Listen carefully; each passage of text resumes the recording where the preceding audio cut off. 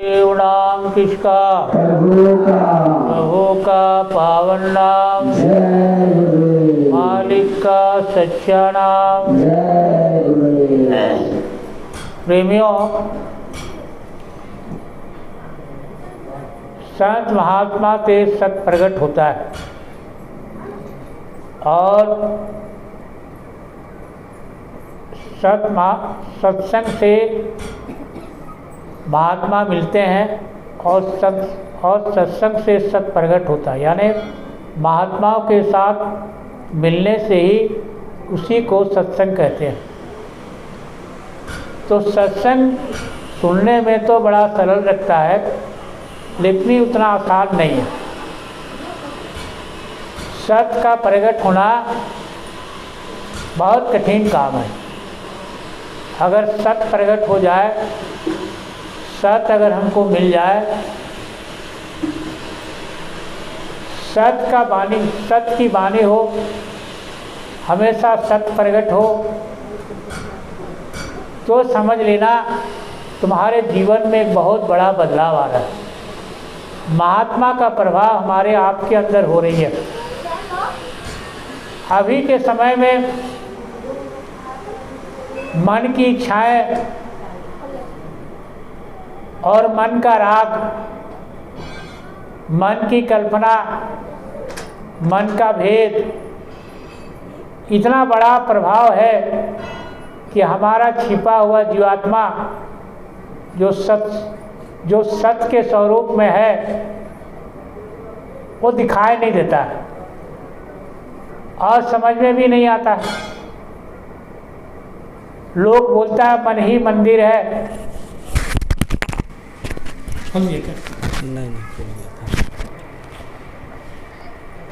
मन ही मंदिर है, लेकिन हमारे संत मत में मन मंदिर नहीं है।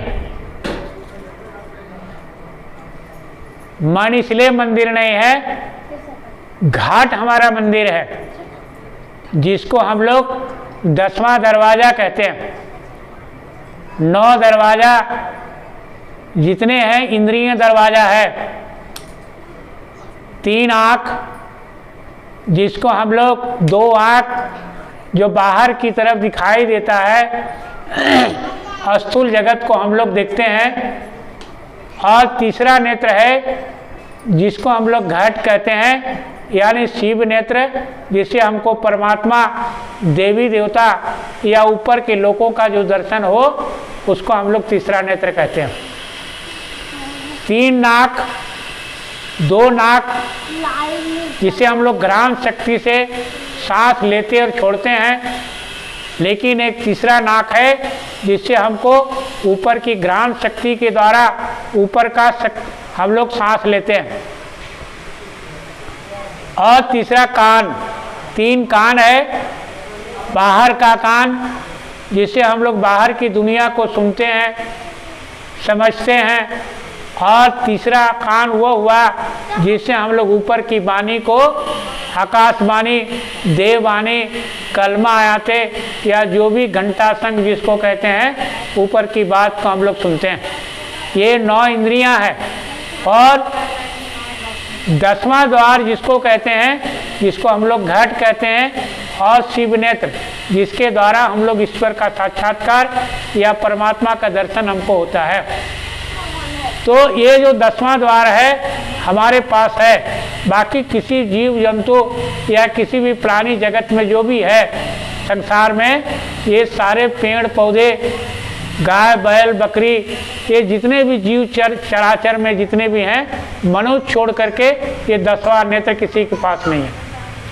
तो सौभाग्य हम लोग का है कि हम लोग के पास तीसरा नेत्र है, यानी घट, यानी परमात्मा का दरवाज़ा, जहाँ हम लोग बैठ के साधन भजन करते हैं, जहाँ हमको ईश्वर का वास या जीवात्मा बैठी है।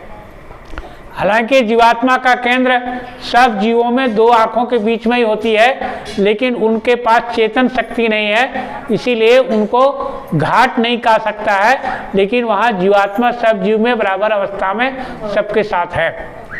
तो प्रेमियों, ये जो 10वां दरवाज़ा है ये बहुत इम्पोर्टेंट चीज़ है। यहीं से जाने का रास्ता है ऊपर की तरफ, और इंद्रियां द्वार जितने नीचे आप देखें, ये आपको ये जो ऊपर का भाग है जिसको हम लोग मस्तिष्क कहते हैं, ये मस्तिष्क ब्रह्मांड है। अगर मस्तिष्क किसी को काट दिया जाए या शरीर से अलग किया जाए तो उसको पहचान खत्म हो जाएगी। कोई आदमी नहीं पहचान पाएगा वो कौन आदमी था, क्या था। इसलिए ऊपर का भाग जो इंद्रिय द्वार है ये ब्रह्मांड कहा जाता है। इसको शास्त्र में ब्रह्मा कहा गया या ब्रह्मांड कहा गया। और ये दो बाजू जिसको हम लोग आप देखते हैं, जिसके द्वारा हम लोग दुनिया में पूजा पाठ या कमाई धमाई या जो भी मेहनत और शक्ति से हम लोग दुनिया में अपने श्रम शक्ति से कमा के धन इकट्ठा करते हैं या अपनी आत्मरक्षा करके बाहुबल या शक्ति का प्रयोग करते हैं, ये सारा चीज़ क्या है, इसको हम लोग क्षत्रिय कहते हैं।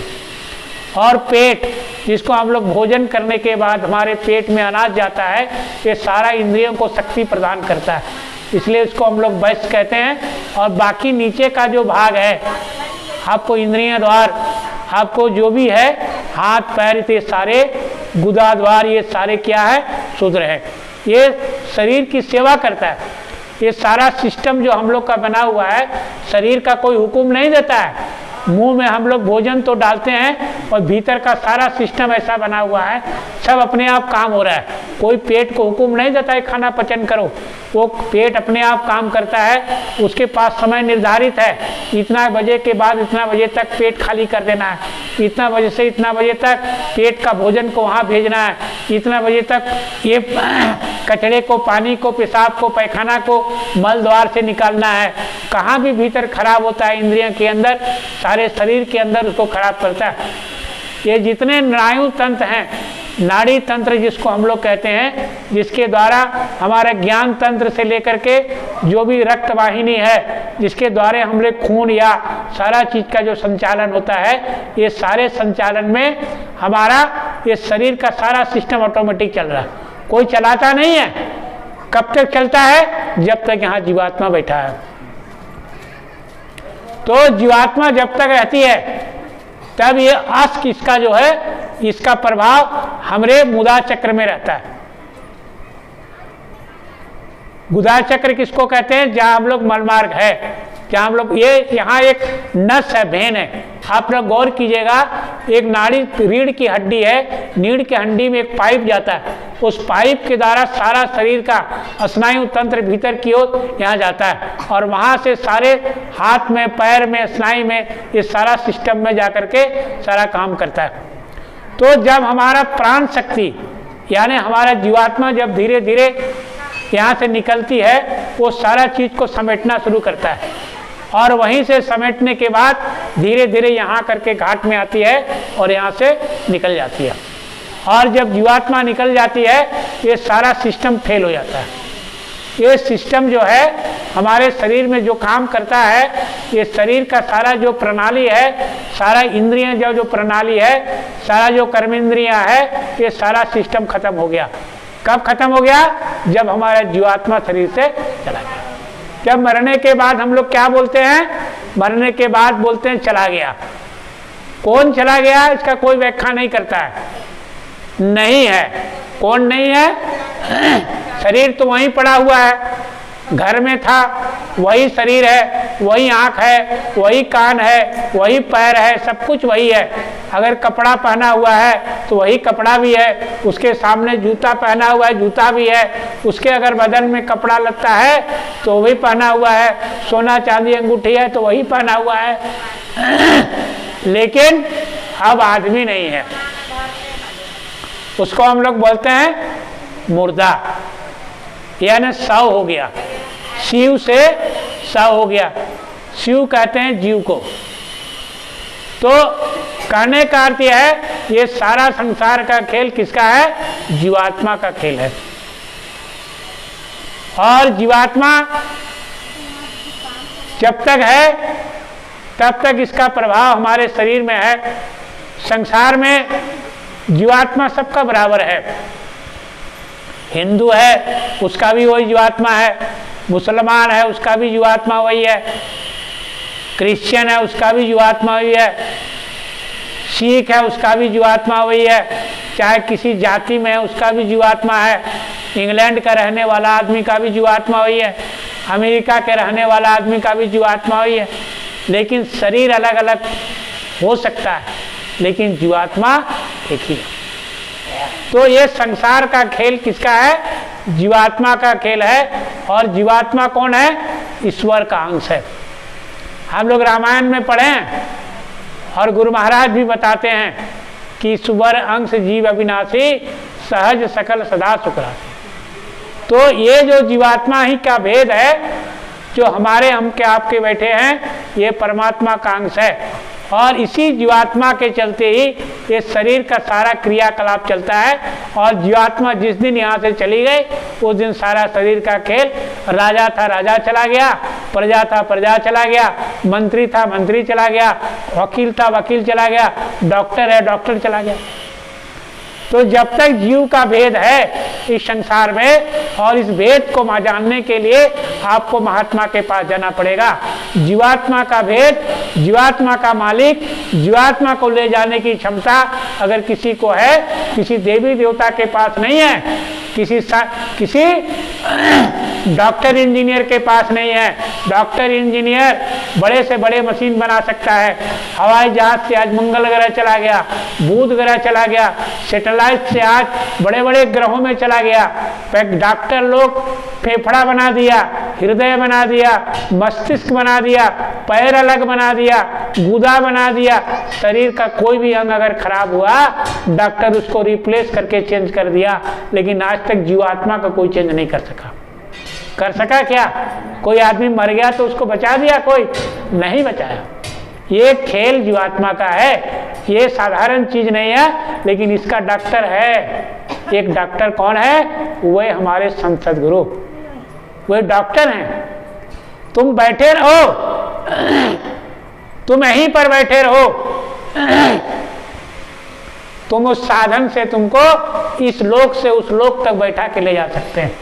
ये हमारे गुरु महाराज में शक्ति है। ये जीवात्मा का चढ़ाई उस लोकों तक लेके जाने की क्षमता हमारे गुरु महाराज के पास है, संत महात्मा के पास है। क्यों? क्योंकि उनके मालिक हैं और वहाँ के रहने वाले हैं, वहाँ तक आना जाना है, और उसकी डोर भी हमारे उनके पास है। लेकिन हमारी पकड़ नहीं, हमारी पकड़ ढीली है। जीवात्मा को ले जाने की क्षमता अगर है तो हमारे संत महात्मा में है। इसीलिए संत महात्मा ही वहाँ के डॉक्टर हैं, जीवात्मा के मालिक हैं और जीवों के डॉक्टर हैं, जो यहाँ के भेद बताते हैं। जीवात्मा को जानने वाले और जीवात्मा को समझने वाले इस संसार का कोई चीज़ नहीं है। आप कितना बड़ा इंजीनियर बन जाओ, कितना बड़ा मशीन बना लो, कितना बड़ा रॉकेट बना लो, कितना बड़ा हेलीकॉप्टर बना लो, यहाँ से मंगल ग्रह जाओ, बृहस्पति ग्रह जाओ, चाहे दुनिया का कोई भी चीज़ आविष्कार कर लो, लेकिन इस जीवात्मा का आविष्कार आज तक कोई नहीं कर सका। इसलिए प्रेमियों, ये हमको आपको सौभाग्य मिला जो ऐसे डॉक्टर से भेंट हुआ। जिस डॉक्टर ने एक राज हमको आपको बता के चला गया, वो राज है तुम्हारा घर कहाँ है, तुमको जाना कैसे है, तुम यहाँ के छुटकारा कैसे पाओगे, ये भेद हमको आपको बता दिया। और इसने ये भी कहा, इतना बड़ा प्रचार आज तक कोई संसार में कोई महात्मा आए जानते हुए भी प्रचार नहीं किया। कहा कि ये शरीर जीवात्मा जो है ये परमात्मा का मंदिर है, इसी में तुम्हारा परमात्मा बैठा हुआ है, ईश्वर है, और यहीं से ईश्वर जाने का तुम्हारा अपना धाम जाने का रास्ता है। यानी अपना देश, अपना सतलोक जाने का रास्ता है। इसको गंदा मत करना। इसको गंदा मत करना मतलब कोई ऐसा अभद्र चीज, खान पान, मांस मछली अंडा शराब मत खाना। ये खुलेआम हमारे सदगुरु महाराज ने पूरे दुनिया को प्रचार करके बताया। कहा कि ईश्वर, ये मानव शरीर ईश्वर का बना हुआ मंदिर, मस्जिद, गुरुद्वारा और चर्च है। इसको तुम लोग मांस मछली या अभद्र भोजन करके गंदा मत करना। ये सभी जीव बराबर है, सभी परमात्मा का अंश है। तुमने कोई भी चीज़ यहाँ बनाया नहीं है, ये तेरा बना हुआ कोई भी चीज़ नहीं है। चाहे मकड़ी हो या पतंगी हो, चीज हो, पेड़ हो, पौधा हो, कीड़े हो, मकोड़े हो, बिल्ली हो, बंदर हो, कुत्ता हो, बिल्ली हो, बकरी हो, कोई भी चीज मानव का बना हुआ चीज नहीं है, और उसको कोई क्षमता भी नहीं है जो उसको बना देगा। अगर बना भी दिया तो उसमें जीव नहीं डाल सकता। आर्टिफिशियल बंदर बहुत दुकान में मिलते हैं, भाई बड़े बड़े शेर। एक आदमी को एक गाड़ी में देखे एक शेर का बच्चा रखा हुआ था, और एकदम बिल्कुल शेर की तरह लग रहा था। उसके बाल भी शेर की तरह था, आँख भी शेर की तरह था, सब कुछ था, लेकिन देखा रही थी, सो बोल ही नहीं रहा, चल ही नहीं रहा, आँख भी नहीं है, तो समझ लीजिए उसमें सब कुछ तो है, शेर का आकार है, शरीर है, लेकिन उसमें जीवात्मा नहीं है। कहने का अर्थ यह है, ये हम लोग का अनमोल शरीर जो है, ये खेल जीवात्मा का है। जीवात्मा का भेद अगर तुम जान लिया, ये जीवात्मा का असली घर अगर तुम जान लिया, और अपने जाने का रास्ता अगर तुम जान लिया, और गुरु को रास्ता को पकड़ लिया, तो समझ लो तुम अपना धाम पहुंच गया। प्रेमियों, गुरु महाराज ने स्पष्ट कहा कि तुम्हारा अपना घर यहाँ नहीं है। हम लोग यहाँ जितने भी काम करते हैं, ये संसार का सारा काम यहीं के लिए है। यहाँ ले जाने के लिए कोई धन इकट्ठा नहीं करता, यहाँ से ले जाने के लिए कोई बाल बच्चा को पैदा नहीं करता, यहाँ से ले जाने के लिए कोई घर मकान नहीं बनाता, यहाँ से ले जाने के लिए कोई बैंक में पैसा नहीं रखता, यहाँ से ले जाने के लिए कोई कुटुंब परिवार बढ़ाता नहीं है। ये सारा चीज़ यहाँ का साजो सामान है, और सारा साजा सामान ये सब मन का खेल है और काल का खेल है। अगर यहाँ दुनिया में ये काम नहीं रहता, कोई जीव यहाँ नहीं जन्म लेता, नहीं फंसता। तो हम लोग ये सारा चीज़ जो है, ये काल का जाल है, ये सारा क्रियाकलाप भी काल का बनाया हुआ है, ये काल क्रियाक्रम से हम लोग फंसे हुए हैं। तो गुरु महाराज ने कहा, ये संसार को आज तक कोई समझ नहीं पाया, ना ऋषि मुनि समझ पाए, न सन्यासी समझ पाया। सन्यासी सोचता है घर छोड़ देंगे तो हमको मुक्ति मिल जाएगा, चलो भाई बाल बच्चा जंजाल है छोड़ दो। वो घर छोड़ के चला गया, वो जंगल में चला गया, लेकिन मन को उसने कभी बस में नहीं किया। मन तो उसका वही नाच रहा है, मन तो वहाँ दुखी वहाँ भी है, तो क्या फायदा हुआ घर दरवाजा छोड़ने से। अगर परिवार में आया तो वहाँ भी दुखी है, सोचता है कि चलो मेरे बाल बच्चे 2-4 को हो जाए तो बहुत अच्छा है। बाल बच्चा हो गया तो भी दुखी है, बोला चलो घर मकान बना लेते हैं, हो सकता है इसमें सुख शांति मिल जाए। बढ़िया बिल्डिंग बन गया, 1 तल्ला से 2 तल्ला बन गया, मिट्टी मकान से पक्का मकान बन गया, टाइल्स लग गया, बिजली लग गया, पंखा लग गया, AC लग गया, तो भी तकलीफ है। बोला अरे बाप रे बाप, हम सोचे थे घर बना के शांति मिलेगा, वहाँ भी सुख नहीं मिला। उसके बाद सोचो चलो गाड़ी ले लेते हैं, गाड़ी बहुत अच्छी चीज़ है, सबको हम लोग गाड़ी में घूमते हुए देखते हैं, अभी मज़े में रहेंगे। गाड़ी ले लिए, देखे बाप रे बाप इसमें ही कोई शांति नहीं है। तो संसार का जितना अपने आँख से हम लोग अपने नंगे आँख से देखते हैं साजो सामान, ये हमारा सुख का साधन नहीं है, न सुख की सामग्री है, न सुख का कुछ है। ये जीवात्मा के लिए नहीं है। ये जितना धन दौलत है, आज 1 रुपया है, 2 रुपया है, 100 रुपया है, 50 रुपया है, 1000 रुपया, ये पैसे का भोग धीरे धीरे बढ़ता जाएगा, इसका कोई हिसाब किताब नहीं है। हमारे देश भारत भूमि संत महात्मा की दुनिया रहा है। एक बार की बात है, एक महात्मा जी हमारे देश में थे, तो महात्मा को कोई ज़रूरत नहीं पड़ता, वो जहाँ गए वहीं रम गए, जो खा मिला खा गए, वहीं रह गए। एक टीन का पुंगरा में, टीन का पुंगरा समझते होंगे, जो टीन तरकोल वगैरह का रहता है ड्राम, उसी ड्राम में रहते थे, और खा पी करके महात्मा वहीं मर के माला या धुनी बना जमा के रहते थे। एक बार की बात है, भारत में सिकंदर ने आक्रमण कर दिया, और घूमते घूमते आया तो उसको पता चला कि सिकंदर को पता चला एक महात्मा भारत में रहता है, वो बड़ी नाम है उसका और बड़े अच्छे महात्मा हैं, उनका आशीर्वाद लेना चाहिए। वो घूमते घूमते वही महात्मा के पास आए जो टीन का पुंगरा में रहता है। तो महात्मा जी तो अकेले रहते थे, और वो राजा था सिकंदर, बड़े लाए लश्कर के साथ, भाला बरछा लेकर के, बड़ा सिपाही के साथ, हथियार के साथ आए उनके पास, और महात्मा जी को पैर छूकर प्रणाम किया। उठाकर देखा महात्मा जी से कहा तुम कौन हो भाई? तो उसने कहा मैं सिकंदर हूँ। बोला विश्व विजेता सिकंदर। बोला तुम कहाँ जा रहे हो, बड़ा खतरनाक आदमी लगते हो। तो बोला कि नहीं महाराज, हम दुनिया को जीतने के लिए जा रहे हैं। तो उस समय ठंडे का दिन था, महात्मा जी धूप ताप रहे थे। तो सिकंदर को बोला हटो हटो, थोड़ा सा हट जाओ। बोला हमको धूप ताप रहे, धूप आने दो। बताओ, सिकंदर को हटने का कहने का हिम्मत किसी को है? लेकिन महात्मा ने कहा हटो, हमको धूप आ रहा है, थोड़ा तापने दो हमको। तो कहा, महात्मा ने कहा कि तुम जा कहाँ रहे हो? बोला हम दुनिया जीतने जा रहे हैं। बोला दुनिया का राजा बनेंगे? बोला एक चीज बताओ, तुम दुनिया जीत के क्या करोगे? बोला हम जीत के क्या करेंगे, बड़ा दुनिया का बड़ा आदमी बनेंगे और शांति से राज करेंगे। महात्मा हंसने लगा, बहुत बेवकूफ आदमी लगते हो तुम। बोला अगर तुम शांति से जीना चाहते हो तो मेरा टीम का प्रोग्राम एगो जगह खाली है, तुम यहाँ आराम से सो सकते हो, यहाँ रह सकते हो, कोई दिक्कत नहीं होगा तुमको। सिकंदर कुछ बोला नहीं क्योंकि महात्मा था।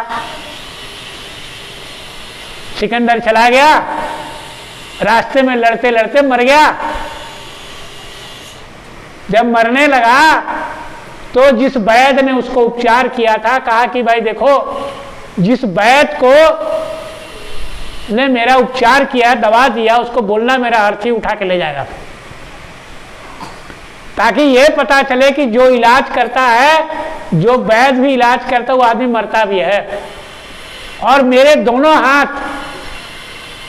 अर्थी के बाहर निकाल देना। आज तक दुनिया में ऐसा लाश कभी बाजार श्मशान में नहीं जाता कि दोनों हाथ बाहर में निकाल दो, लेकिन सिकंदर ने कहा कि मेरा दोनों हाथ बाहर तरफ निकाल कर रख देना ऐसे करके, ताकि लोगों को यह समझ में आएगा कि आदमी जब जाता है तो ऐसे खाली हाथ जाता है, वो उसको दिखाई दे। तो राजा सिकंदर कोई छोटा मोटा आदमी तो था नहीं, पूरा दुनिया को जीतने के लिए निकला था और दुनिया में उसका नाम था। तो लाखों लोग उसको देखने के लिए आया, बड़ी भीड़ लग गई, करोड़ों करोड़ लोग देखने के लिए, लाखों लोग छत में, पेड़ में, जहाँ भी जिधर से जाए लाखों लोग देखने के लिए। तो ऐसा लाश बोला हम लोग कभी देखे नहीं, हाथ चारों तरफ बाहर और पसारा हुआ हाथ था। तो उसका मतलब यही था, सिकंदर का कहना कि दुनिया में लड़ते लड़ते 37 साल की उम्र में सिकंदर मर गया। कहा कि दुनिया में जब आदमी जाता है तो ऐसे खाली के खाली ही जाता है, किसी का कोई रहता नहीं है, ये हाथ पसार के जाता है, मुट्ठी बांध के आए हो, हाथ पसारे जाओगे। तो सिकंदर का अर्थ यही था, तो जाते समय जो भी आए हो इसी तरह का खाली के खाली जाओगे। तो केवल जाते समय खाली नहीं जाता है आदमी, जीवन भर भी खाली रहता है। आदमी हमेशा खाली रहता है। 10 साल का आदमी भी खाली है, सोचता है कुछ और मिल जाए, भीतर का खालीपन कभी खत्म नहीं हुआ। 70 साल का आदमी अगर है वो भी खाली है, वो सोचता है 2-4 साल और जिंदा रहते तो कुछ कमा लेते, कुछ हो जाता, वो भी खाली है। ऐसा नहीं है, जीवन भर आदमी खाली रहता है और जब जाता है यहाँ से तो भी खाली ही जाता है, खाली के खाली रहता है। तो जीवन क्या है, ये खाली के खाली है। तो प्रेमियों, ये संसार को समझने के लिए, ये संसार का मतलब ही हो गया कि अंत समय में कोई काम ना आए। संसार का परिभाषा ही है कि जो अंत समय कोई काम ना आए। जब चले जाओगे दुनिया से तो तेरा कोई काम नहीं आएगा, उसी को संसार कहते हैं। जहां तुम फंसे हो वही संसार है, और यहां से निकल गया तो समझ लो संसार से निकल गया, बहुत बड़ा रास्ता मिल गया तुमको, इससे बड़ा रास्ता कुछ नहीं है। यहाँ जितना है सब लटकन सिंह है, बाल बच्चे लटकन सिंह है, धन दौलत लटकन सिंह है। यहाँ सत्संग में आओ 50 तो चिंता घर में लगा हुआ है, घर गए तो वहां चिंता, यहाँ है तो यहाँ भी चिंता, बाजार गए तो वहां भी चिंता, रिश्तेदार के वहां गए वहां भी चिंता, मेहमानी गए वहां भी चिंता। चिंता तुमको खाली नहीं किया, कभी मन कभी भरा नहीं, मन कभी लुटाया नहीं। वो सारा दिन तुमको मन क्या लुटाएगा, तुम लुटा दिया मन को। लेकिन फिर भी कुछ नहीं बना।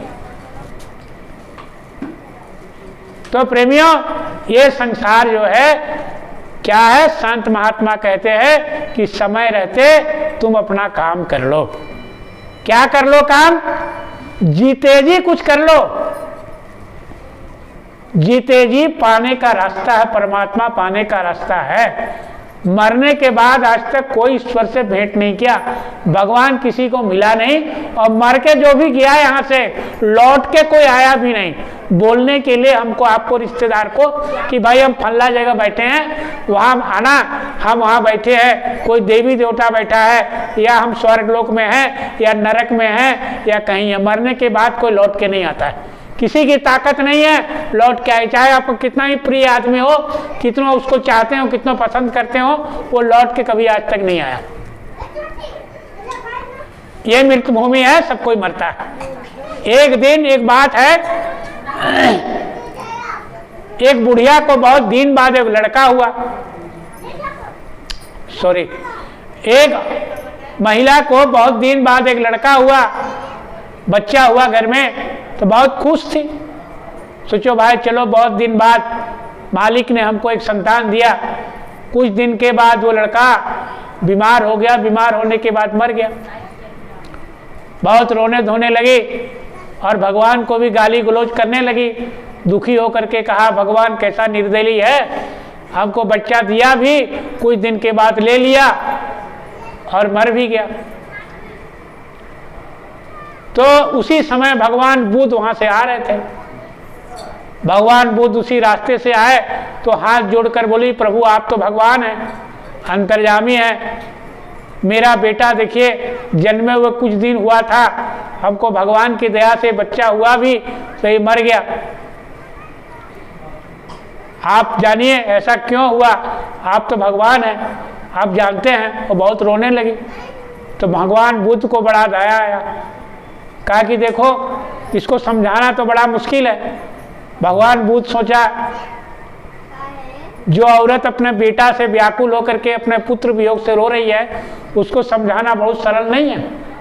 इसलिए महात्मा बुद्ध ने कहा कि तुम्हारा बेटा को हम ठीक कर देंगे, तुम चिंता मत करो, जीवित हो जाएगा। एक उपाय है कि तुम मेरा एक कटोरा ले लो और जा कर के उस घर से ले आना सरसों, हम फूंक देंगे तो तेरा बेटा ठीक हो जाएगा। तो बोला अच्छा ठीक है, हम जा रहे हैं। वो कटोरा ली और चल गई। तो महात्मा बुद्ध ने कहा, सुनो, उसी घर से लाना जिस घर से कोई आदमी मरा नहीं हो, नहीं तो दिक्कत हो जाएगा। उसी घर से सरसों लाना जिस घर से कोई व्यक्ति कोई मरा नहीं है, और उसी घर से लाना। और चली गई, घूमते घूमते बहुत दरवाजा घूमी, सरसों मांगने लगी, बोली कि भाई हमको थोड़ा सरसों दो कटोरा में।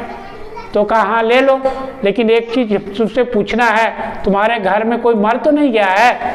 बोला नहीं, हमारे घर में तो मरा है, मेरी सास मरी है, मेरी दादू सास ससुर भी मर गया। बोला तब तो नहीं चाहिए हमको। बहुत जगह घूमी, बहुत के दरवाजा घूमी, लेकिन कोई उसको ऐसा घर नहीं मिला जिसके घर में कोई मरा नहीं हो। और सरसों उसको कोई दिया नहीं, दिया कोई। और लेकर के जब कटोरा खाली आई भगवान बुद्ध के पास और उसको बोला, प्रभु ऐसा तो कोई घर मिला ही नहीं जो किसी के घर में कोई मरा न हो, तो अब मेरे हमको कौन देगा? कोई दिया नहीं। तो भगवान बुद्ध ने कहा एक उपाय है, तुम बच्चा को तो तुम मरोगे नहीं, तुम समझ में आया, इस मृत्यु संसार से कोई किसी को बचा नहीं सकता, और तेरा बच्चा भी मर गया तो हम भी उसको बचा नहीं सकते हैं, क्योंकि संसार का नियम है। लेकिन ये संसार का लेना देना है कि बच्चा को हम 1 मिनट के लिए जीवित कर सकते हैं। ये तुमको बता देगा कि पूर्व जन्म में तुम्हारे साथ मेरा क्या रिश्ता है, और तुमको 1 मिनट के लिए जो भी बात करना है तुम इससे कर लो। तो गौतम बुद्ध ने उसको 1 मिनट के लिए उसको प्राण दे दिया। प्राण दे के जब वो जीवित हुआ तो रोने लगी, बोला बेटा तुम क्यों मर गया, क्यों ऐसा कर दिया, तुम्हारे जीते जी मेरे साथ कहाँ चल गया? तो बोले कैसी बेटा, क्या माँ, मैं तेरा कोई माँ नहीं हूँ न तो कोई मेरा बेटा उठाओ। बोला पूर्व जन्म में तुम मेरे सौतन थे और तुमने हमको तड़पाई थी, उसी का बदला लेने के लिए मैं तुम्हारे घर में बेटा के रूप में आया था और मेरा काम पूरा हो गया, मैं जा रही हूं। ये होता है लेना देना। उसके बाद वो चला गया। तो ये जितना संसार का चीज है, ये कितने सत्संग में आप लोग कितनी कहानियां ऐसे उदाहरण आप लोग सुने होंगे कि ये रिश्ते नाते जितने हैं एक दूसरे का लेना देना है, पूर्व जन्म का हिसाब किताब है। कि किसके साथ क्या है कोई जानता नहीं है, हम भी नहीं जानते हैं, आप भी नहीं जानते हैं। तो ये बहुत बड़ी बात है। संत महात्मा की बात को समझना हमको आपको बड़ा मुश्किल है। लेकिन संसार तो मोह माया का है, ये मेरा है, ये मेरा है, ये मेरा है। ये चीज अगर समझ में आए कि ये नहीं मेरा नहीं गुरु महाराज का है, ये घर मेरा नहीं गुरु महाराज का है, ये बेटा मेरा नहीं गुरु महाराज का है, ऐसा अगर हम लोग सोच लगे तो मेरा कोई अफसोस नहीं होगा। लेकिन सोचते ही नहीं, सब मेरा ही है। तो मेरा है तो मरो फिर, तेरा तो कुछ है नहीं। लेकिन मेरा मेरा करते करते सारा जीवन गंवा दोगे, तुमको कुछ मिलने वाला नहीं है। तो प्रेमियों, ये संत महात्मा का भेद बहुत बड़ा भेद है और ये रास्ता आपको हमको मिला, ये बड़ा सौभाग्य की बात है। नहीं तो ऐसा भेद, ऐसा शास्त्र, ऐसा ज्ञान आपको कोई सत्संग में या कोई कथा में, भगवत कथा में नहीं मिलता। आपको भगवत कथा में जाइए, किसी कहानी किताब की कहानी बताएगी, आपको संसार का भेद आपको कोई नहीं बताएगा। ये जितना आपको मैंने बताया, ब्रह्मा ने जो 4 वेद का रचना किया, उसमें 1 लाख श्लोक जो निर्माण हुआ, उसमें 16,000 श्लोक उपासना कांड है और 1,86,000 जो श्लोक है ये कर्म कांड है। जितना पूजा पाठ पोथी इतना मोटा मोटा बना हुआ है, बोलेगा ये पीपल का पेड़ में पानी चढ़ाओ ये मिलेगा, अमरूद का पेड़ में पानी चढ़ाओ ये मिलेगा, भगवान शिव जी को ये चढ़ाओ ये मिलेगा, फल्ला दिन व्रत रखो ये मिलेगा। इतना पूजा पाठ और कर्म कांड फंसा हुआ है कि जीव उसी को पूजा करते करते कितना जन्म में घुसा, कितना जन्म चला गया, उसका कोई हिसाब किताब नहीं है। तो ये सारा चीज से आपको बचा के रखा। आपने एक संवाद आपने सुना अभी, भृगु संवाद एक तो है आपका, ब्रह्मा जी के बेटा थे भृगु ऋषि, उसका एक संवाद किताब, छोटी मोटी किताब आती है, बहुत लोगों के पास है, मथुरा में मिलता है। उसमें लिखा हुआ है वो ब्रह्मा के बेटा था, लेकिन उसको मुक्ति का द्वार पता नहीं था। तो ब्रह्मा ने उसको कहा कि बेटा फल्ला ऋषि के पास चल जाओ, तुमको रास्ता बताएंगे, तुमको अच्छा रास्ता मिल जाएगा, तुमको मुक्ति मिल जाएगा। तो बोला क्या करना होगा? तो बोला कि जाकर के गया, नारद मुनि से मिला। तो नारद मुनि बोला ऐसा करो, पीपल का पेड़ में पानी डालो, तुमको पानी डालने के बाद तुमको मुक्ति मिल जाएगी। जब पीपल का पेड़ में डाला बहुत दिन तक, जब वो मर गया तो चल गया तलब, ये क्या बोलते हैं आपको, गंगा नदी में मछली में जोनी में पैदा ले लिया। तो इस तरह से कितना बार संसार का पूजा पाठ किया, देवी देवता को पूजा पाठ किया, लेकिन फिर इसी जनी जोनी में जन्म लिया। कितना बार जन्म लिया, कितना बार मरा, कोई हिसाब किताब नहीं। तो कहने का अर्थ है ये कर्म कांड है। तुम इस संसार में जितना भी पूजा पाठ करोगे, जो भी तुम देवी देवता को पूजा करोगे, उससे तुमको यहाँ से जाने का रास्ता नहीं मिलेगा, साफ शब्दों में। हाँ ठीक। तो प्रेमियों, ये रास्ता संत महात्मा का रास्ता है। तुमको यही जन्म मिला है, ये बड़ा अच्छा जन्म है। गुरु महाराज कह के गए हैं ये अंतिम पीढ़ी है, अंतिम सीढ़ी है यहाँ से जाने का। अगर ये सीढ़ी तुम चूक गया तो फिर 84 जाए, फिर तुम 84 में धक्का खाओगे, इसका कोई हिसाब किताब नहीं है। इसलिए अब मत चूकना। इसलिए जो गुरु महाराज ने बताया साधन भजन ध्यान, ये घर का सारा काम करके तुमको जब भी समय मिले सुमिरन ध्यान भजन करो और गुरु महाराज के रास्ते पर चलो। तुमको कुछ नहीं करना है, कोई व्रत नहीं, त्योहार नहीं, पूजा नहीं, पाठ नहीं, कुछ भी संसार का यज्ञ नहीं, कोई करने का जरूरत नहीं है। ये तुमको गुरु महाराज का जो सरल रास्ता है उसको पकड़ के रखो, उसी में तुम्हारा रास्ता है, उसी में तुमको मुक्ति मिलेगी और उसी में तुमको गुरु महाराज का दर्शन होगा।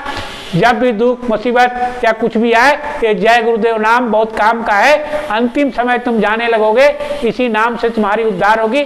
और जीवात्मा सूरत जब भी जाएगी, इसी डोर को पकड़ के यहाँ से जाएगी। और जब भी तुम यहाँ से जाने लगोगे, तुमको साक्षात गुरु महाराज तुमको लेने के लिए आएंगे। गुरु महाराज ने तुमको वादा किया, इसलिए अपने गुरु पर भरोसा रखो, अपना विश्वास रखो, तुम्हारा काम बनेगा। और आए दिन हमेशा सत्संग में आया करो, और सुबह शाम जब भी घर में समय मिले, अपना जो गुरु महाराज का बताया हुआ सुमिरन ध्यान भजन करो। यही तुम्हारा काम है, और दूसरा काम पर ध्यान मत दो। धीरे धीरे केंचुए की तरह जैसे जैसे मन को सिमटोगे, वैसे वैसे संसार से लगाव कम होते जाएगा। उतनी तुमको पीड़ा कम होगी, उतना दुख दर्द कम होगा, उसको तुम्हारे संसार में जो कष्ट होता है वो कम होगा। और नहीं तो फिर माया का जाल में, काल के मेहराब में जितना फंसोगे, उतना पीड़ा झेलोगे, उतना कष्ट जोड़ोगे। मुक्ति करने का पाने का कोई रास्ता नहीं है। जय गुरुदेव।